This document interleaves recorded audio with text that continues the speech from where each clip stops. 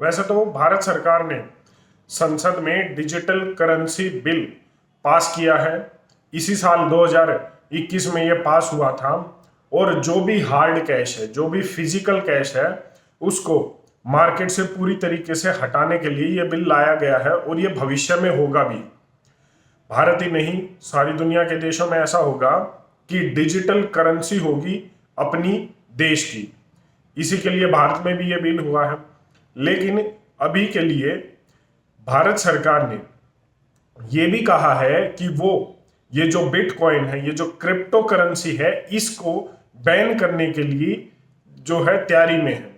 हालांकि पहले बैन करने की बात हुई, फिर जो भी कुछ विरोध हुआ या कोई भी प्रेशर आया, उससे उन्होंने ये कहा कि क्रिप्टो करेंसीज को, बिटकॉइंस को और इन सब को, जो ये प्राइवेट क्रिप्टो करेंसी एक तरह से हैं, इनको बैन नहीं, रेगुलेट किया जाएगा।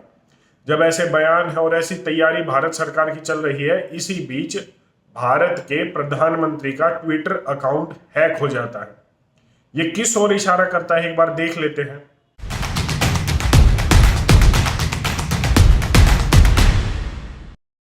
प्रधानमंत्री नरेंद्र मोदी के 3 अकाउंट है, एक सरकारी है और 2 उनके पर्सनल अकाउंट हम कह सकते हैं।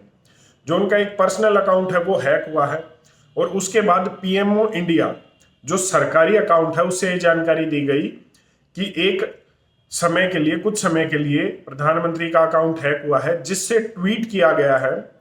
हैक होना आप खुद एक बड़ी बात है, क्योंकि प्रधानमंत्री का और भारत देश के प्रधानमंत्री का जो ट्विटर अकाउंट है वो हैक होना, जिसके मिलियन फॉलोवर हैं, कई लाखों करोड़ों की संख्या में लोग फॉलो करते हैं, वो अकाउंट हैक हो जाना और उससे ट्वीट होना, जो ट्वीट है वो ज्यादा महत्वपूर्ण है। वो ट्वीट है क्रिप्टो करेंसी के ऊपर। इस ट्वीट में, हैक करने के बाद जो ट्वीट हुआ, उसमें लिखा गया कि भारत सरकार ने क्रिप्टो करेंसी को अडॉप्ट कर लिया है और अब 500 बिटकॉइन उन्होंने खरीद लिए हैं और ये अब लोगों को देने वाले हैं। मतलब ये देखिए कि वर्ल्ड लेवल पर एक ही दम से कितने बड़े लेवल पर ये न्यूज चली गई। हालांकि इसको रिस्टोर किया गया अकाउंट को और ये दिया गया कि ये जो ट्वीट किया गया है ये तब किया गया जब उनका अकाउंट हैक हो गया था। ये पहली बार नहीं हुआ। सितंबर 2020 में भी इनकी एक वेबसाइट है, लिंक है, उस पर भी हैक करने के बाद इस तरीके से जानकारी रिफ्लेक्ट की गई थी और तब भी यही कहा गया था कि जो पीएम केयर्स फंड है उसमें आप बिटकॉइन से भी जो है डोनेट कर सकते हैं, तब भी यही था। अब कुछ दिन पहले ही भारत सरकार ने कहा था कि वो क्रिप्टो करेंसीज को जो है बैन करेगी। जैसा मैंने पहले बताया कि बैन नहीं, अब रेगुलेट होगा। हालांकि चाइना में क्रिप्टो करेंसी को पूर्ण रूप से बैन कर दिया गया है और आरबीआई भी ये कहता है कि इन्हें रेगुलेट नहीं ने बैन किया जाना चाहिए।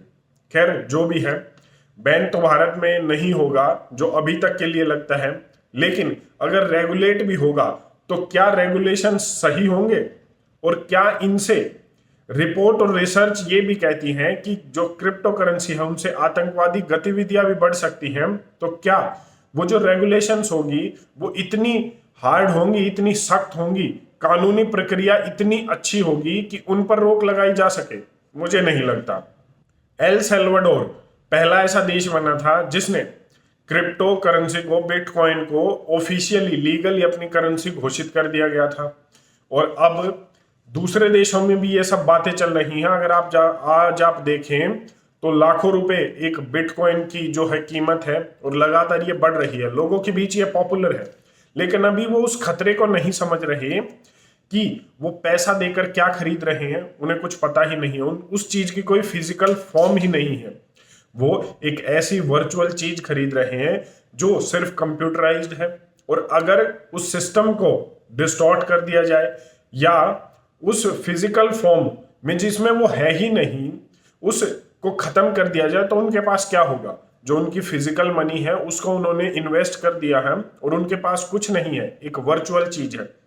ये डिजिटलाइजेशन का सबसे बड़ा खतरा है कि आप अपनी फिजिकल चीजों को दे रहे हैं, बदले में आपको कुछ वर्चुअल चीजें मिल रही हैं। क्या मिल रहा है? आपके पास 1 बिटकॉइन है, 2 बिटकॉइन है, 50 बिटकॉइन है, लेकिन वो है क्या? वो बस सिस्टम में दिखाने के लिए है और फिजिकल फॉर्म में कुछ भी नहीं है। जैसे अब पीछे बात आ रही थी कि सरकार अब एक रेगुलेशन ला रही है कि बैंकों में रखे हुए पैसे के लिए वो जिम्मेदार नहीं होगी। जब ये होगा तो क्या होगा, आपकी जो करेंसी है वो पहले ही नंबर है, वो एक वर्चुअल है चीज है। अगर वो बैंक में है, आपके पास पता है कि आपके पास 1 लाख रुपए बैंक अकाउंट में है, वो नंबर है जो आपकी पासबुक पर लिखा हुआ है, अगर उसे जीरो कर दिया जाए तो आपके पास कुछ नहीं बचेगा फिजिकल फॉर्म में। वर्चुअल वर्ल्ड की और भी जो बड़ी बड़ी परेशानियां हैं उन पर मैं पहले भी बात कर चुका हूं। ये सब डिजिटलाइजेशन और टेक्नोलॉजी के नाम पर हो रहा है।